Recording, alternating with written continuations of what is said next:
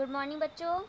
आज हम पढ़ेंगे आपके डिसीडियस फॉरेस्ट। डिसीडियस फॉरेस्ट वो होते हैं जो अपना एक टाइम पे, एक सीज़न में अपनी लीव्स को क्या करते हैं, गिरा देते हैं, यानी कि अपनी लीव्स को गिराते हैं। और ये भी क्या होते हैं, ये 2 टाइप्स के होते हैं। फर्स्ट है आपका ट्रॉपिकल डिसीडियस फॉरेस्ट और सेकंड है मिड लैटिट्यूड डिसीडियस फॉरेस्ट। तो जो फर्स्ट है ट्रॉपिकल डिसीडियस फॉरेस्ट, ये कहाँ पाए जाते हैं? ये सब ट्रॉपिकल रीजन में पाए जाते हैं, यानी कि 23 डिग्री और 27 डिग्री लैटिट्यूड में पाए जाते हैं। कहाँ पे? जहाँ पे ड्राई होता है, ड्राई सीजन में। दे आर फाउंड इन सब ट्रॉपिकल मानसून रीजन ऑफ, ये एशिया में पाए जाते हैं, सेंट्रल अमेरिका के पार्ट्स में पाए जाते हैं, ब्राज़ील में और नॉर्थ ऑस्ट्रेलिया में। Tree shed their leaves in the dry season, ये एक ड्राई सीजन में अपनी लीव्स को शेड करते हैं, इनकी गिराते हैं। They forest are comparatively less dense than tropical evergreen forest. बच्चों ये जो है लेस डेंस होते हैं ट्रॉपिकल एवरग्रीन फॉरेस्ट से। इसके एग्जांपल है आपके टिक, साल एंड शीशम। ये वैल्यूबल हार्ड वुड हैं इनकी, ट्रॉपिकल डिसीडियस फॉरेस्ट की। तो आपको ये नाम याद होने चाहिए, टिकसाल और शीशम किस फॉरेस्ट का एग्जांपल है? ट्रॉपिकल डिसीडियस फॉरेस्ट का। फिर नेक्स्ट है आपका mid latitude deciduous forest. This forest are found in coastal temperature region of western Europe. ये आपके वेस्टर्न यूरोप में पाए जाएंगे, नॉर्थ ईस्टर्न चाइना में, जापान में, नॉर्थ ईस्टर्न यूएसए में और न्यूजीलैंड में एंड साउथर्न चिली में पाए जाएंगे। In these areas winter season is quite cold. During winter the temperature fall below 6 degree Celsius. Therefore tree shed their leaves in the winter season to protect themself. बच्चों जो ये जो area है, यहाँ पे ठंड बहुत ज़्यादा होती है और यहाँ पे जो है टेम्परेचर सर्दियों में 6 डिग्री सेल्सियस चला जाता है, इससे भी नीचे चला जाता है। तो जो ये ट्री की शेड हैं वो विंटर सीजन में ही अपनी जो लीव्स को शेड करती हैं।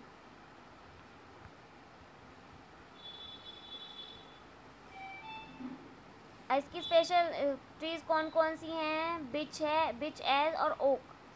बिच एज और ओक यहाँ पे पाई जाती हैं ट्रीज। फिर नेक्स्ट पढ़ेंगे हम कॉमर्शियल यूटिलाइजेशन ऑफ फॉरेस्ट।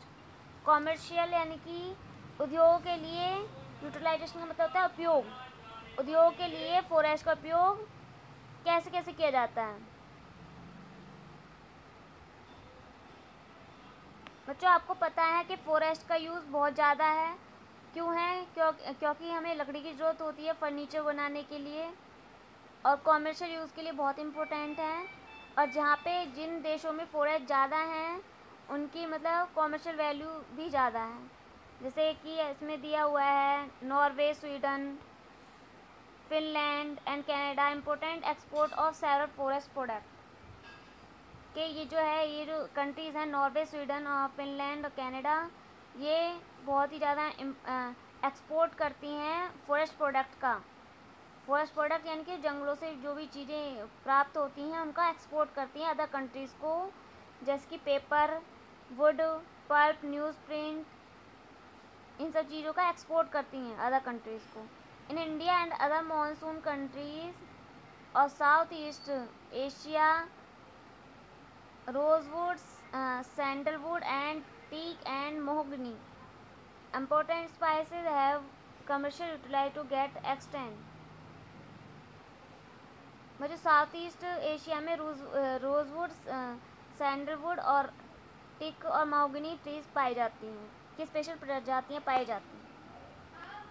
फिर नेक्स्ट है आपका कंजर्वेशन ऑफ फॉरेस्ट। हम फॉरेस्ट को कैसे कंजर्व कर सकते हैं, कैसे बचा सकते हैं? जो फॉरेस्ट हैं वहाँ पे ट्रीज़ होती हैं जो कि हमारे इन्वायरमेंट के लिए बहुत ही ज़्यादा ज़रूरी है। और क्या जो हमारे एनिमल्स हैं, वाइल्ड एनिमल्स हैं, उनका होम भी क्या होता है? फॉरेस्ट होते हैं। और फॉरेस्ट अगर हम एक बार काट दें तो क्या हमारे लिए ऑक्सीजन के लिए भी ज़रूरी हैं, और फॉरेस्ट में बहुत सारी चीज़ें प्राप्त होती हैं। तो हमें क्या उनका जो है देख के यूज़ करना चाहिए, फॉरेस्ट को फालतू में नहीं काटना चाहिए, है ना। और क्या हमें और लोगों को भी अवेयर करना चाहिए फॉरेस्ट के इम्पोर्टेंस के बारे में। ठीक है बच्चों, नेक्स्ट है फिर आपका वाइल्ड लाइफ रिसोर्सेज। जो हमारी वाइल्ड लाइफ है वो भी कहाँ पाई जाती है, फॉरेस्ट में पाई जाती है ना। Animals, bird, fishes and forest क्या होते हैं, हमारे एनिमल्स के नेचुरल हैबिटेट होते हैं और ये हमारे इकोसिस्टम में बैलेंस बनाए रखते हैं।